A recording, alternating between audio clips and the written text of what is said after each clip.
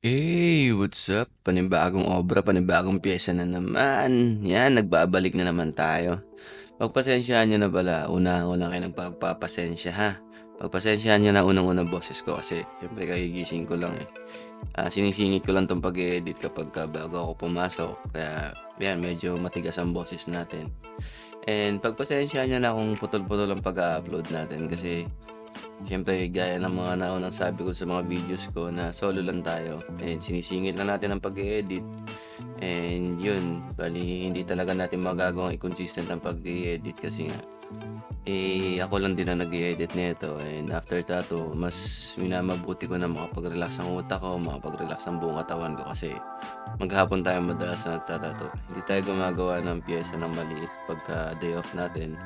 Madalas isa lang ang kliyente ko nun pero bugbugan talaga. And syempre mayroon akong tina-target na mga piyesa na hangga't maaari ginagawa ko siya ng 100%. In-all in ko yung trabaho ko doon kasi may mga portfolio ako na inaayos. Kaya pagpasensya niyo na kung ganito yung pag-upload ko, putol-putol. And yun, punta tayo dito sa video. Si client ano naman, para sa akin wala masyadong special dito pero kay client special 'tong tattoo na 'to kasi itong piyesa na 'to is portrait ng kanyang may bahay. Yan. 'Di ba napaka-sweet kapagka ginagawa yung ganyan ng mga kliyente natin na ginagawang espesyal ang kanilang relasyon, 'di ba? Yung iba kasi espesyal lang kapag nandiyan diyan, 'di ba? Pero ito napaka-solid nito ni client kasi nga biglaan lang 'to eh. Nagulat nga ako eh. Wala akong schedule ng araw na 'yan.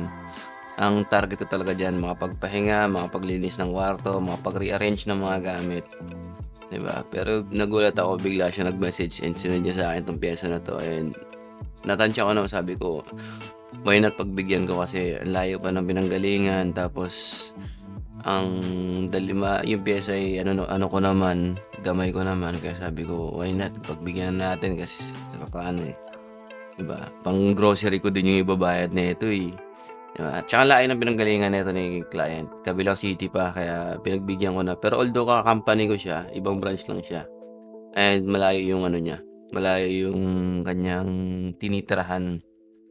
At ang kagandahan nito, si client first time niya 'to.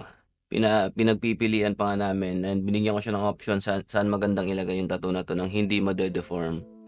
And 'yan, napili naman 'yun sa area na 'yan. Pero at least kahit papaano 'di ba, alam naman natin na masakit yung area na 'yan. Kaya saludo tayo kay client na ano niya, na survive niya yung piyesa na 'yan.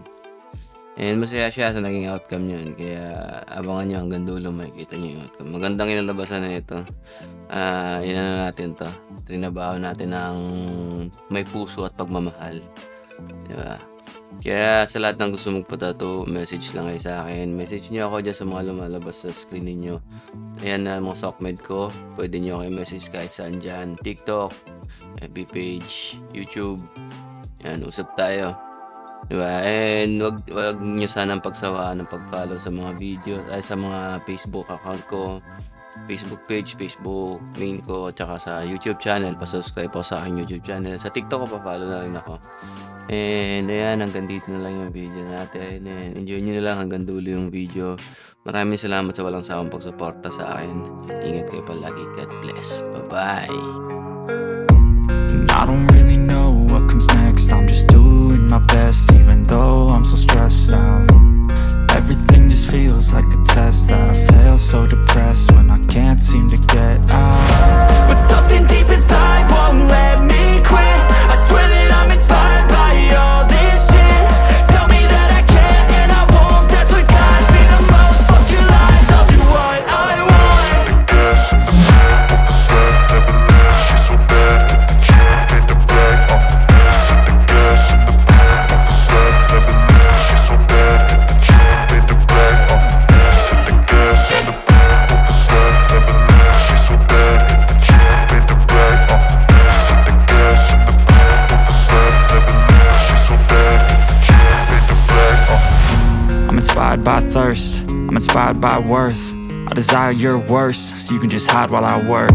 I ain't tired, you first. I'll write a second, third verse about the lies you go disperse. You never did shit, I know it hurts. Something deep inside won't